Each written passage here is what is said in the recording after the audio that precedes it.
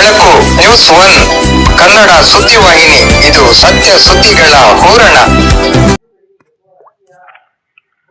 ಶ್ರೀ ಸವಿತಾ ಮಹರ್ಷಿ ಜಯಂತ್ಯೋತ್ಸವದಲ್ಲಿ ಕರವೇ ನಾಗರಾಜರವರಿಂದ ಅರ್ಥಪೂರ್ಣ ಭಾಷಣ. ಹರ್ಷೋದ್ಗಾರ ಮಾಡಿದ ಸಭಿಕರು. ಚಿಂತಾಮಣಿ ತಾಲೂಕು ರಾಷ್ಟ್ರೀಯ ಹಬ್ಬಗಳ ಆಚರಣಾ ಸಮಿತಿ ವತಿಯಿಂದ ನಗರದ ತಾಲೂಕು ಪಂಚಾಯಿತಿ ಸಭಾಂಗಣದಲ್ಲಿ ಆಯೋಜಿಸಲಾಗಿದ್ದ ಶ್ರೀ ಸವಿತಾ ಮಹರ್ಷಿ ಜಯಂತ್ಯೋತ್ಸವ ಕಾರ್ಯಕ್ರಮದಲ್ಲಿ ಕನ್ನಡ ಪರ ಹೋರಾಟಗಾರರು, ಕರ್ನಾಟಕ ರಕ್ಷಣಾ ವೇದಿಕೆಯ ಸಕ್ರಿಯ ಕಾರ್ಯಕರ್ತರು ಹಾಗೂ ಸಮುದಾಯದ ಯುವ ಮುಖಂಡರು ಆಗಿರುವ ನಾಗರಾಜರವರು ಅರ್ಥಪೂರ್ಣ ಭಾಷಣ ಮಾಡುವುದರ ಮೂಲಕ ಎಲ್ಲರ ಗಮನ ಸೆಳೆದರು. ಸವಿತಾ ಸಮಾಜದ ಬಂಧುಗಳು ಅನುಭವಿಸುತ್ತಿರುವ ಸಾಮಾಜಿಕ ತಾರತಮ್ಯಗಳು, ವೃತ್ತಿಯಲ್ಲಿ ಆಗುತ್ತಿರುವ ಅಡೆತಡೆಗಳು, ಶೈಕ್ಷಣಿಕ ಕ್ಷೇತ್ರದಲ್ಲಿ ಹಿಂದುಳಿಯುತ್ತಿರುವ ಸಮುದಾಯದ ಮಕ್ಕಳು, ಆರ್ಥಿಕ ಸಮಸ್ಯೆಗಳು ಇವೇ ಮುಂತಾದ ವಿಷಯಗಳ ಬಗ್ಗೆ ಬೆಳಕು ಚೆಲ್ಲಿದರು. ಸವಿತಾ ಸಮಾಜದವರು ಸಹ ಇತರರಂತೆ ಸಮಾಜದ ಮುಖ್ಯ ವಾಹಿನಿಯಲ್ಲಿ ಬೆರೆತು ಸ್ವಾವಲಂಬಿ ಜೀವನ ನಡೆಸಲು ಸಾಧ್ಯವಾಗುವಂತ ರೀತಿಯಲ್ಲಿ ಸರ್ಕಾರ ಗಮನ ಹರಿಸಿ ಕಾರ್ಯ ಯೋಜನೆಗಳನ್ನು ರೂಪಿಸಬೇಕೆಂದು ಆಗ್ರಹಪಡಿಸಿದರು.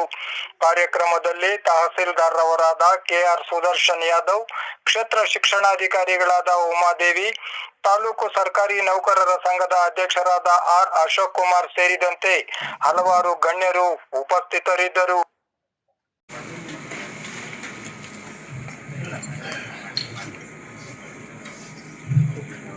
ಸವಿತಾ ಮಹರ್ಷಿ ರಾಷ್ಟ್ರೀಯ ಹಬ್ಬಗಳ ಸಮಿತಿಯಿಂದ ಆಚರಣೆ ಮಾಡ್ತಾ ಇರುವಂಥ ನಮ್ಮ ತಾಲೂಕು ದಂಡಾಧಿಕಾರಿಗಳಾದಂಥ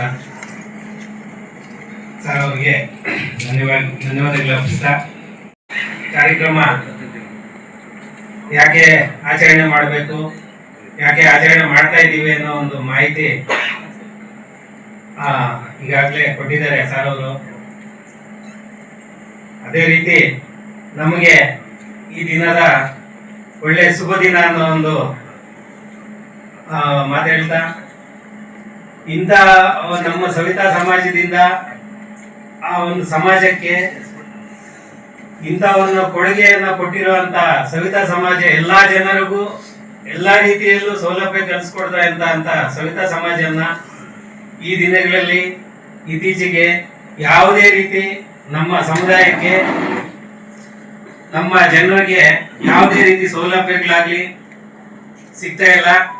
ಜೊತೆಗೆ ಯಾವುದೇ ರಾಜಕೀಯ ಬೆಳವಣಿಗೆ ಇಲ್ಲ, ಯಾವುದೇ ವ್ಯಕ್ತಿತ್ವಕ್ಕೆ ಬೆಲೆ ಇಲ್ಲ.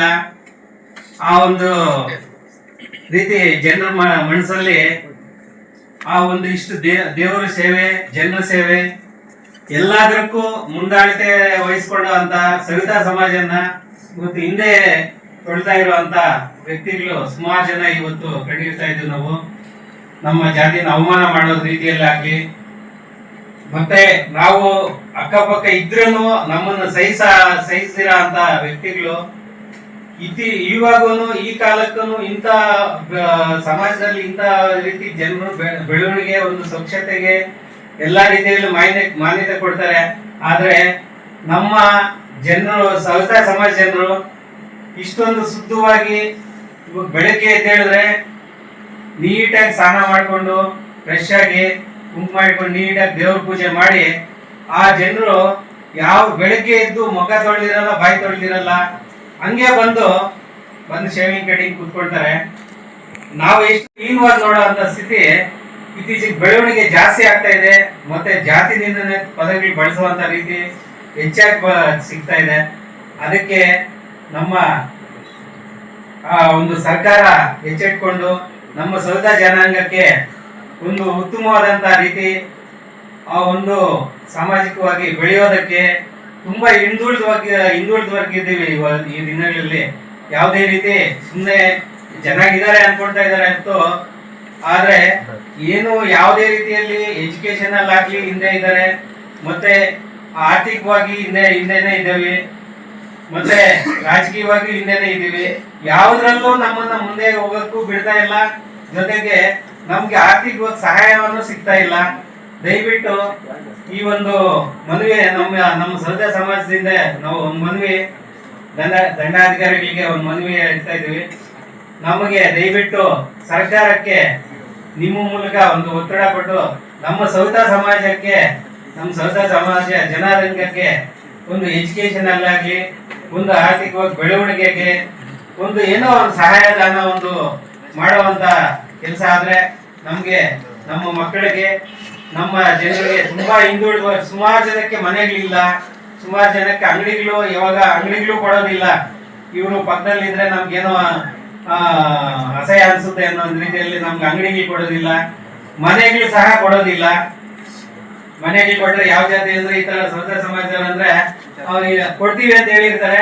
ಮತ್ತೆ ಈ ತರ ಯಾವ ಜಾತಿ ಅಂದಾಗ, ಈ ತರ ಜಾತಿ ಅಂದಾಗ ನಮ್ಮನ್ನ ಇಲ್ಲ ಹೇಳ್ತೀವಿ, ನಮ್ಮ ಮಗ ಯಾರಿಗೋ ಹೇಳ್ಬಿಟ್ಟಿದಾರಂತೆ, ನಮ್ಮ ಮಗಳು ಯಾರಿಗೋ ಹೇಳ್ಬಿಟ್ಟಿದಾರಂತೆ, ನಮ್ಮ ಗಂಡನ ಹೆಂಡ್ತಿನ ಅವರು ಒಬ್ಬೊಬ್ಬರ ಮೇಲೆ ಒಬ್ರು ಹೇಳಿ ಕೊಡ್ದಿರೋ ಅಂತ ಸಂದರ್ಭಗಳು ಈ ದಿನಗಳಲ್ಲಿ ನಾವು ನೋಡ್ತಾ ಇದೀವಿ.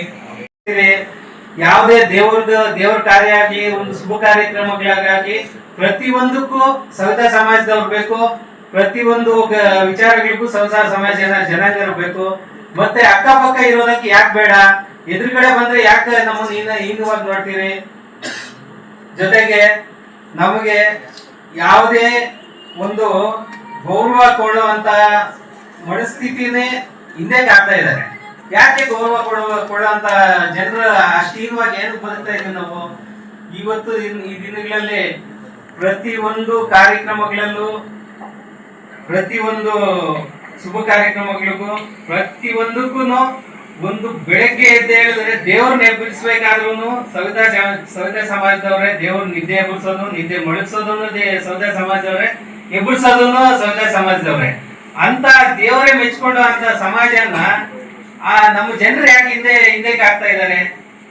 ಆ ಒಂದು ಮನಸ್ಥಿತಿ ಅವರು ಜನರಿಗೆ ಆ ದೇವರೇ ಒಳ್ಳೆ ಮನಸ್ಸು ಕೊಡ್ಬೇಕು ಅನ್ನೋ ಒಂದು ನನ್ನ ಭಾವನೆ ಹೇಳ್ತಾ, ಮತ್ತೆ ಇವತ್ತು ನಮಗೆ ಅಂಗಡಿಗಳು ತೊಂದರೆ ಆಗ್ತಾ ಇದೆ. ಬೇರೆ ಬೇರೆ ಅಂಗಡಿಗಳು, ಬೇರೆ ಬೇರೆ ಸಮಾಜದವರು ಅಂಗಡಿಗಳಿಸಿ ಆ ಅಂಗಡಿಗಳನ್ನ ಅವರು ಬಲಪಡಿಸ್ಕೊಳ್ತಾ ಇದ್ದಾರೆ. ನಮಗೆ ನಮ್ಮ ಜೀವನ ಆಧಾರಕ್ಕೆ ಬೇರೆ ಸಮುದಾಯದವರು ಕೂಡ ನಮ್ಗೆ ಅಂಗಡಿಗಳಿಸಿ ಕೆಲಸ ಮಾಡುವಂತ ವ್ಯಕ್ತಿ ಕೆಲಸ ಮಾಡಿಸ್ತಾ ಇದ್ದಾರೆ. ಬೇರೆ ಸ್ಟೇಟ್ಗಳಿಂದ ಅವ್ರನ್ನ ಕರೆಸಿ ಇಲ್ಲಿ ಕೆಲಸಗಳು ಮಾಡಿಸುವಂತ ಇವಾಗ ಸ್ಥಿತಿಗೆ ಬರ್ತಾ ಇದೆ. ದಯವಿಟ್ಟು ಅಧಿಕಾರಿಗಳು ಅದನ್ನು ಗಮನಿಸಿ ನಮ್ಮ ಸಮುದಾಯದವ್ರಿಗೆ ಒಂದು ಅವಕಾಶ ಮಾಡಿಕೊಡ್ಬೇಕು ಅಂತ ಹೇಳ್ತಾ, ಜೊತೆಗೆ ಈ ಏನೇ ಒಂದು ವಿಚಾರಗಳಾಗಲಿ ನಮ್ಗೆ ನಮ್ಮ ಮಕ್ಕಳಿಗೆ ಒಂದು ಎಜುಕೇಶನ್ ಅಲ್ಲಿ ಒಂದು ಬೆಳವಣಿಗೆಗೆ, ಒಂದು ಆರ್ಥಿಕ ಸಹಾಯ, ಒಂದು ಬೆಳವಣಿಗೆಗೆ ಸಹಾಯ ಮಾಡಿಸ್ಕೊಡ್ಬೇಕು ಸರ್ಕಾರದಿಂದ ಅಂತ ಒಂದು ಮಾತು ಹೇಳ್ತಾ, ಈ ದಿನಗಳಲ್ಲಿ ನಮಗೆ ಒಂದು ಜೀವನ ಆದಾಯಗಳಿಗೆ ತುಂಬಾ ತೊಂದರೆ ಆಗ್ತಾ ಇದೆ. ಇವತ್ತು ಬೇರೆ ಬೇರೆ ಅಂಗಡಿಗಳು, ಬೇರೆ ಬೇರೆ ಸಮುದಾಯದವ್ರ ಅಂಗಡಿಗಳು ಇಟ್ಟಿರೋದ್ರಿಂದ ನಮ್ಗೆ ಕೆಲಸಗಳು ಕಡಿಮೆ ಆಗ್ತಾ ಇದೆ. ಅವ್ರು ಹೈಟೆಕ್ ಆಗಿ ಇಟ್ಕೊಳ್ತಾರೆ, ನಮ್ಮ ಸಮುದಾಯದವ್ರಿಗೆ ಆರ್ಥಿಕ ಕೊರತೆಯಿಂದ ದೊಡ್ಡ ಬಜೆಟ್ ಹಾಕಿ ಅಂಗಡಿಗೆ ಇಕ್ಕುವಂತ ಆರ್ಥಿಕವಾಗಿ ಸಿಗ್ತಾ ಇಲ್ಲ ಅನ್ನೋ ಇದು ಉದಾಹರಣೆ ಚಿಕ್ಕದಾಗಿ ಇಟ್ಕೊಂಡೋದ್ರಿಂದ ನಮ್ಗೆ ಹೈಟೆಕ್ ಜನರು ಬರೋದಿಲ್ಲ. ಈ ಹೈಟೆಕ್ ಅಂಗಡಿಗೆ ಇಟ್ಕೊಂಡು ಅವರು ಸಂಪಾದನೆ ಮಾಡ್ಕೊಂಡು ಹೋಗ್ತಾ ಇದ್ದಾರೆ. ನಮಗೆ, ನಮ್ಮ ಮಕ್ಕಳು ಭವಿಷ್ಯಕ್ಕೆ, ನಮ್ಮ ಜೀವನ ಆಧಾರಕ್ಕೆ ಎಲ್ಲರಿಗೂ ಧನ್ಯವಾದ.